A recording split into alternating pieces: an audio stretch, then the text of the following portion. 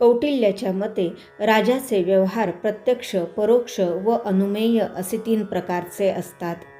राजाच्या स्वतःच्या देखत होणारा तो प्रत्यक्ष व्यवहार, दुसऱ्याने पाहून सांगितलेला तो परोक्ष व्यवहार, कामांच्या संबंधात जे केलेले असेल त्यावरून न केलेल्याचा तर्क करणे म्हणजे अनुमेय व्यवहार.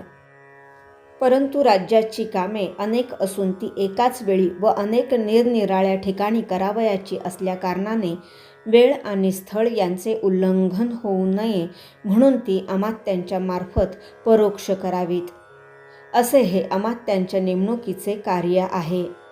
अत्यंत उन्नत कुलात जन्मलेला व अतिउन्नत चारित्र्यसंपन्न, सर्व अंगांसहित वेद, दैवशास्त्र, निमित्तशास्त्र आणि दंडनीती यांत पारंगत, दैवी तसेच मनुष्यकृत आपत्तींचे निवारण अथर्ववेदातील